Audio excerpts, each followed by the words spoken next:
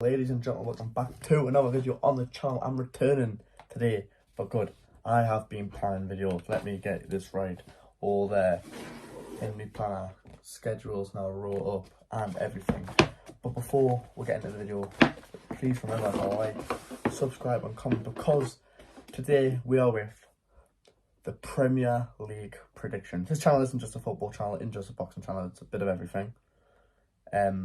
But I thought, why not give you a Premier League predictions today, which is a very risky one, because when I look back at this in a year's time, I'll be like, hence why I'm on the thumbnail already. But I'm gonna try and get like a point system for this. So like, for next year when I come with, it'll be like, I'll get it on like, if I get the exact position, 3 points. If I get in between like two, I get 2 points. If I get one in between one position, I get 1 point. So say Arsenal finished.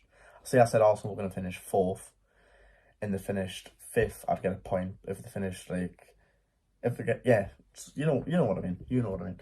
But let's start with 20th position, the wonderful Luton Town. First of all, congratulations to Luton. Ultimately, they won the playoffs, done it the hard way, I would say. And they'll be coming on penalties in the final. But for me, so far, they haven't done a lot in the window. Like, they've signed League One players / Championship players. I just look at it and I think, have they done enough? They've signed Isaka Ball from Manchester City and Ryan Gillies from Wolves. Good signing. I think that they're going to be specialising in the fullbacks. Hopefully the fullbacks can get the balls in the box for Morris, who hopefully can finish them off, because at the minute they don't look like they're really buying anyone. Apparently the day they've signed, they've a great deal to sign a goalkeeper from Blackburn called Kamasiski or something. It looks quite good, to be fair, but that's it with Luton.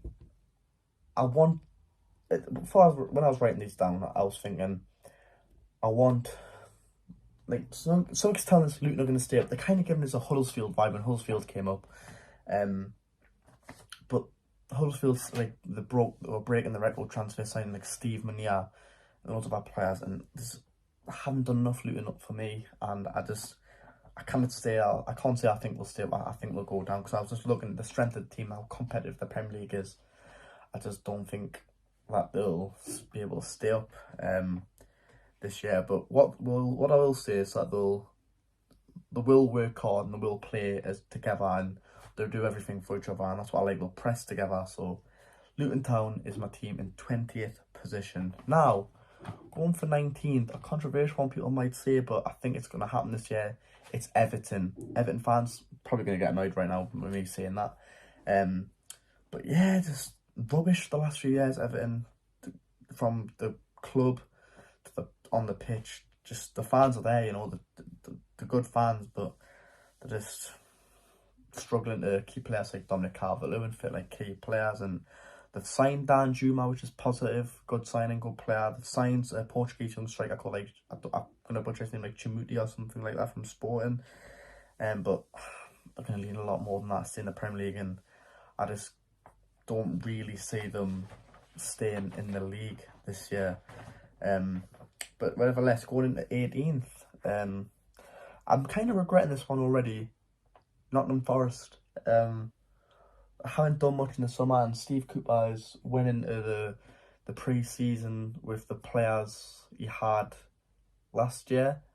A lot of them, but he's lost a lot of them as well. That's my key point. Lost a lot of them, and of course he didn't have a full pre-season with every single player last year, because he brought in about 30. Well, the recruitment staff brought in about 30 new players, and it would have been hard for him. But they've brought in Alanga.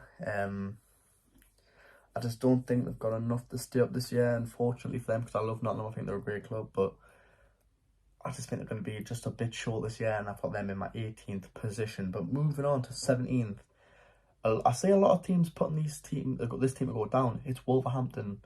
They've sold a lot of the best players because of financial fair play reasons, like Ruben Neves. Who else? They got rid of Raul Jimenez. They've lost players like Adama Traore, João Moutinho on free transfers as well.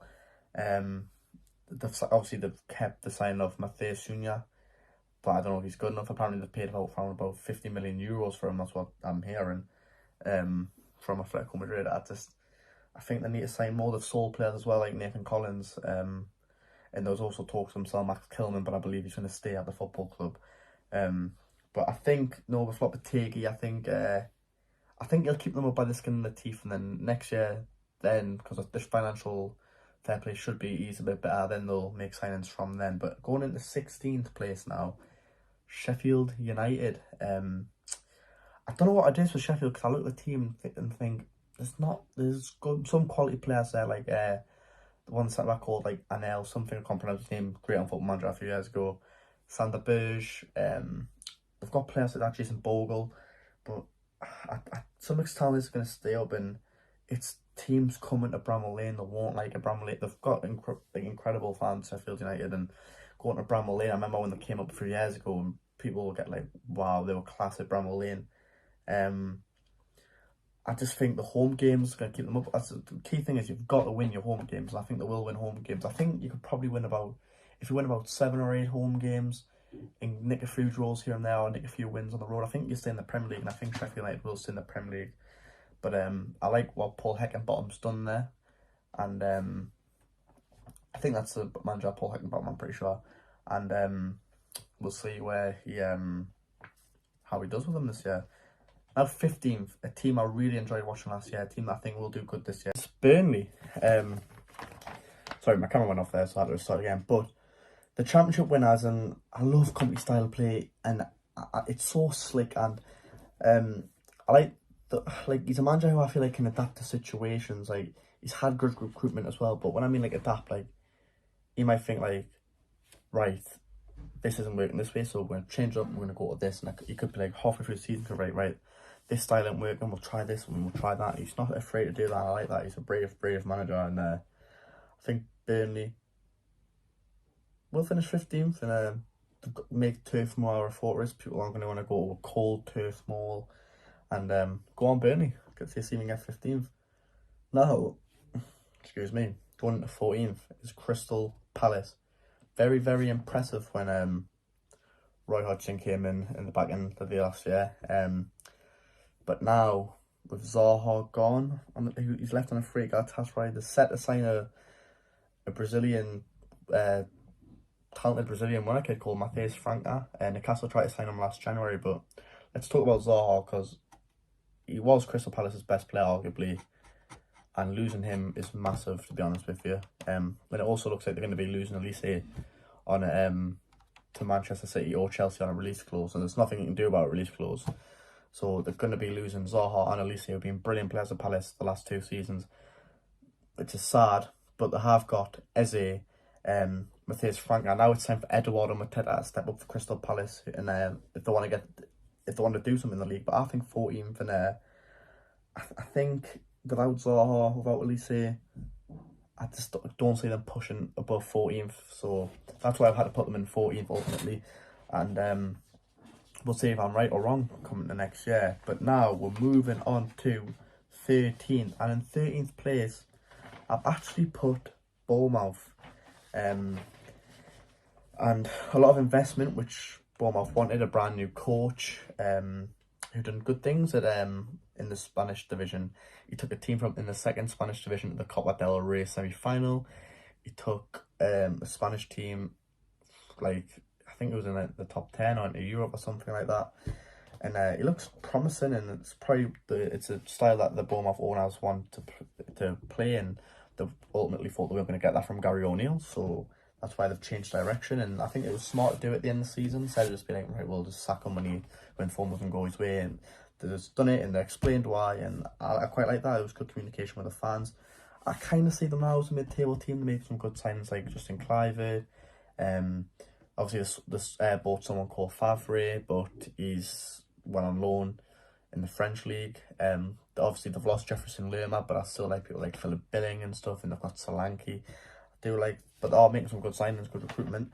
And I think Bournemouth will now be a team that slowly grow up the table, a bit like Brighton did when they first came up. They like just survived, and then they just survived again, and they had a push, and they got a decent finish, and then boom, they're in Europe. I think that's how you'll kind of see Bournemouth move. But let's move into 12th, and these probably will be lower down now. I went for Fulham. They had a great season last year with standout players, Mitrovic, Paulinho, Leno, Adrabayo, good players. But they've made, let's say they've made good signings like Calvin Bassey from Ajax. But I think the problem will be, it looks like they will lose Mitrovic to Saudi Arabia. Like, there's lots of reports saying that he's told Fulham he's never going to play for them again, and Fulham are holding out for like 52 million from Saudi Arabian clubs. I don't know what's going on. You don't know what's going on really, because it's Mitrovic in the club that knows what's going on, not us. But that's just from what journalists are saying. But I just think if they lose him, they've replaced him with Raul Jimenez. Unfortunately, Raul Jimenez hasn't been the same beast since he had that head injury, which was so unlucky. He was great for Wolves, and they've played for like 5.5 million. And to say, right, we're losing Mitrovic, but we've brought in Raul Jimenez, it hasn't got the same ring with it.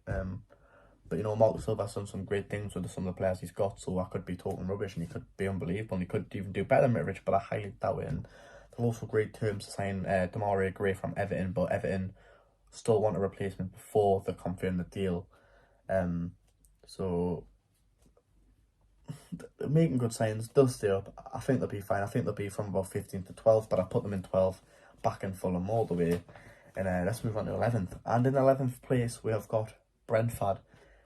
I love Thomas Frank, and I love Brentford as a club. They're a very solid team. They've got a style of play which I like, but I think without Ivan Toney until January, I think they'll struggle for goals. Obviously, they've got Brian Mbuyo, Visser, who that's scared, the German right wing, the youngster. A lot of talented wingers who can score goals have proven that, but I just think they'll lack that Ivan Toney, who I believe who can get you about 20 to 25 goals in a season. They're just lacking. They're going to be lacking that until January, and I think that's why it'll slow their progress down in not getting into Europe, because of the fact that how competitive the Premier League is, and they haven't got that, like, he's a goal scorer. They haven't got that, and that's why I think ultimately Brentford dropped to 11th. Just a few places down the league, but I think they'll have a good year, and I think 11th is a good year for Brentford, considering what they've done, what they've came from. And I'm very impressed with them last year, and they were unlucky to get Europe last year, because it was only like a point off, weren't they, a goal difference off. But let's move into 10th, and we're going for the European Conference League winners. Their first season without the captain, Declan Rice, West Ham. The time of recording this, West Ham haven't signed a player yet, but the reason I put them in 10th is because they've got 105 million. I do think they'll invest that, and they've still got good players like Jared Bowen, Paqueta. Looks like they're going to lose Scamacca into Milan, but I think they'll sign a striker, and I think they'll get like a Ward-Prowse. They could get Zakaria. They'll buy a striker. I just think they'll be all right. I think they're just I wouldn't say they're being smart, I would say they're just taking the time and trying to get the right players in and the right prices, because people know West Ham just been given 105 million plus, paying about 30 million for Scamacca. So teams are going to overprice them like Southampton have done. But that's why I think they haven't signed anyone yet, but I think they should have, because they've had a pre-season now. The Premier League starts soon, they haven't signed a player. I would be quite worried if I was a West Ham fan, but I think they'll get 10th. I think the reason why they won't get Europe, if they do spend, say they spent 105 million or 130 million, the reason I don't think they get Europe is because they've got Europa League football again, and they struggled with UEFA Conference League last year, so I think it'll be the same thing again, where they could have a good run in, a good challenge in the Europa League, which I believe they will. They'll finish 10th in the league, and I think the competition above is too big for them. But moving on to 9th, another team that are in the Europa League, it's Brighton and Hove Albion. I see a lot of teams putting Brighton in the same position, and I think it's hard to judge, but they've made some fantastic pickups like João Pedro, Mohamed Daoud, who was brilliant at Dortmund last year, a goalkeeper called Van Bruggen, I think, James Milner. And I just think with same for West Ham, with the European football, they'll struggle. They're getting to the top 7 again, and I just think West Ham, Brighton, going to be the similar teams till next year. I think Brighton are the better team, better football. I think between 9th and 10th there'll be a gap with Brighton and West Ham point wise, and I think obviously Brighton will have a good chance in Europa League. I think they could possibly win it, depending on teams like Liverpool how they do. But I just think with Brighton, I think they will be in the top 7. But now moving on to 8th place, and I have chosen Tottenham Hotspur. I think Ange Postecoglou has a huge task changing the style of play at Spurs. He's got to think he's came into a team that were playing 5-back, terrible, toxic football, to playing attacking football like he played at Celtic. I made a video on Ange Postecoglou and what he'll bring to Tottenham, so go and have a look. Press the I button, it might be there. If not, go on the channel, subscribe while you're there, like this video while you're doing that and get onto that video and watch it. But I talk about the philosophy of Ange and what he brings and what he likes when he plays and what type of player he likes. And I think, obviously, as he's got no European football next year, I just think overnight he won't change Tottenham that much, because from so far they haven't signed that many players. They signed a new goalkeeper, which I thought they needed. Obviously they got Kulusevski on permanent, and then they're close to signing Mickey van der Ven or something from Wolfsburg. They're working on a deal to sign Tapsoba. They're working on a deal to sign Ashley Phillips. They haven't got them yet though, so I can't say for definite to get them. That's why I've put them in 8th, and they might lose Harry Kane. If they lose Harry Kane, I think they'll definitely nailed on 8th. I don't think they'll challenge. But I think he could win a cup with Spurs to get into Europe, but yet again, it's Spurs, so can he? But moving on to 7th, Aston Villa. I could have put Aston Villa from 7th to 4th. That's how tight this, like, from 7th to 4th is for me. What a turnaround they had under Unai Emery. They've got great depth. They've brought some fantastic players like Pau Torres, Moussa Diaby, and they've also got good players like Douglas Luiz already there. Ollie Watkins is firing under Unai Emery. They've got Jacob Ramsey, who I love, Konza. They've got a lot. Emi Martinez, one of the best goalkeepers in the league, and I like the look of Villa, and I like the way Unai Emery's playing. But I do expect them to win the European Conference League and get into the Europa League through winning that. And I also finish 7th, because I know they have got the depth. Like, if you look at the left back, they've got like Moreno, Digne. Look at the right back, they've got Matty Cash, and they'll have someone else. So they've got like the centre backs, they've got Pau Torres, Diego Carlos, Konsa, Mings. That's very good backup in my opinion. The midfield, they've got like Coutinho, Ramsey, Yuri Tielemans. Just the list goes on and on, you know what I mean? And the attack is great with Diaby. So I just think they'll get into 7th. Good team, good manager, and Unai Emery, I think he'll lose. He's got a great experience in Europe, wins Europa Leagues all the time, basically. That's what it seems like. Anyways, gets to the finals with Arsenal, won a few. So I think he'll get them to win a cup next year. So Aston Villa, 7th place, win a trophy. I think it's a great season for them, 10 out of 10. Now 6th. This is another risky one where, like I said before, anywhere from 7th to 4th, I put these teams that I read now. It's Chelsea. I don't think Chelsea will be straight back up there like Champions League. I love Poch. I love the way Poch plays. I think he's a fantastic manager. I think he's one of the best in the world. But Chelsea have bought some impressive players like Nkunku, Nico Jackson. They've obviously still got Reece James. They've got Fofana, who's actually, I think he's injured, to be honest with you. They've got Chilwell. For me, they just have a very young squad still, and it's like, with some experience like Thiago Silva, but it's, can they just click on and kick on to getting into like Champions League? I very much doubt it. They need people like, because at the minute the only striker really is Emmanuel Broga and Nico Jackson, which Nico Jackson and Mudryk have looked great together in pre-season, but yet again, the young players. Mudryk struggled last year in the Premier League. Nico Jackson, you don't know what he's going to do because he's first year in the Premier League. And they're going to sell Lukaku. No one knows if they're going to get Dusan Vlahovic in that deal, or is it going to be straight cash. Nobody knows. I just think they'll get sick. I still think that would be a good finish for Chelsea, but Poch, obviously, his aim will be to win the Premier League probably. Like Enzo Fernandez came out the other day and said, our aim is to win the Premier League. Can't knock it.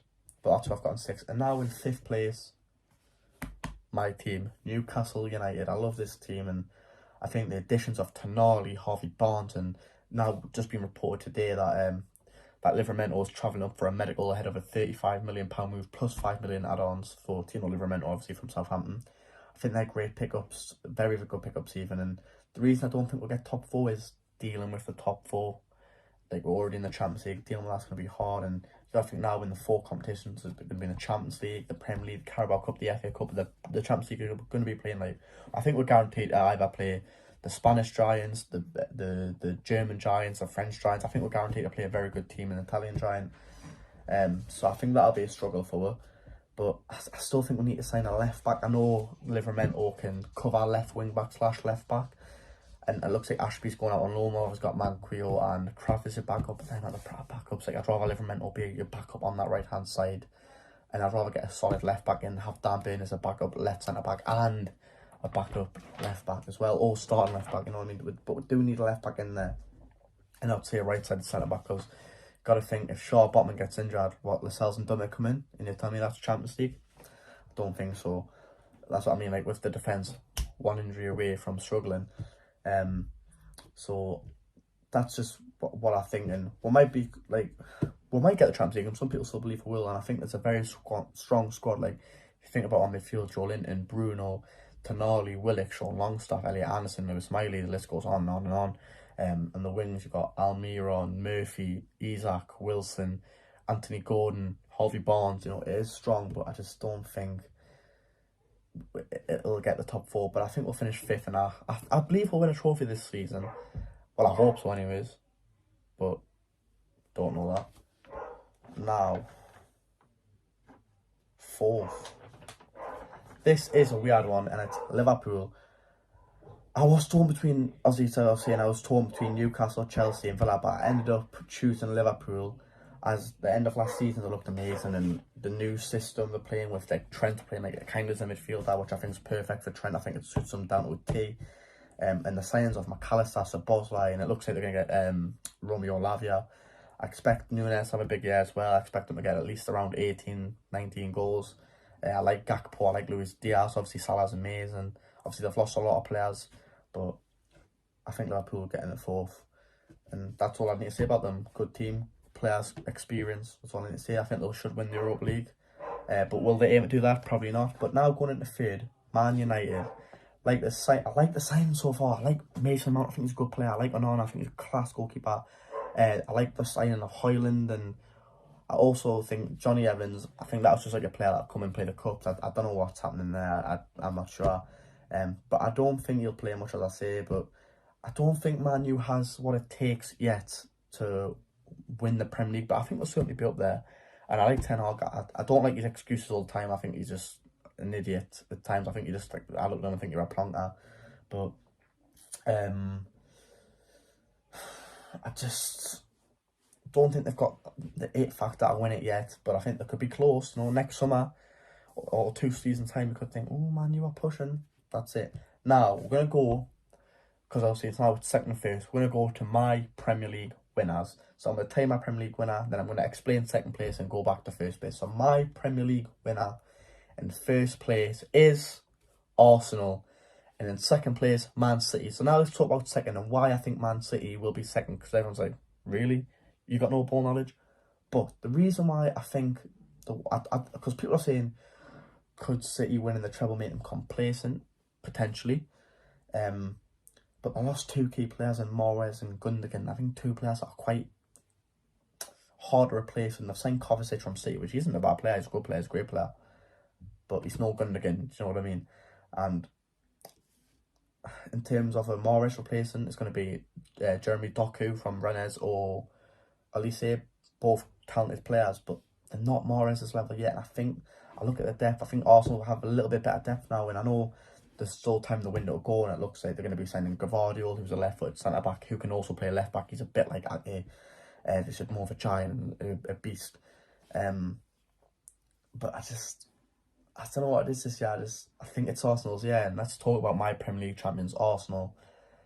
I like the depth. I like the signings of Havertz, Rice, Timber. It looks like they're going to get David Raya, and what they're bringing. Jesus has just got injured, and that could be the biggest threat, really. Jesus getting injured or not signing a striker yet. That's 25 goals.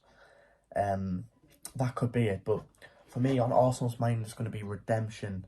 I like the style of playing. I think Havertz will play in that Xhaka role, but he can play other places. Rice, he's a mint player. Timber can play CDM, right back, centre back, left back, can play all over. I think this is Arsenal's year to do it, and I'm excited to see what will happen. This could be end of the season, and Arsenal could finish 4th, and Man City could be the champions. You know what I mean? But I just think it's Arsenal's year. I think they'll top Man City this year, and I hope they do. To be honest with you, I'd like to see a change, but I just think it could be time, and it would be, what an incredible achievement it would be for Mikel Arteta if he did that, you know what I mean? But we'll see what happens. But guys, thank you so much for watching this video. I told you I was coming back with a bang. This is my Premier League predictions for the 2023 to the 2024 season. Please remember to like, subscribe and comment. Tell me what you want next in this channel. Obviously, I've decided it isn't purely a football channel. It's going to be different things. I'm going to start streaming on Twitch, so I'm going to leave a link in the description to my Twitch and to my Twitter, so make sure you follow them. And I'll see you in the next video, and it's Friday tomorrow, so there will be a video tomorrow, so goodbye.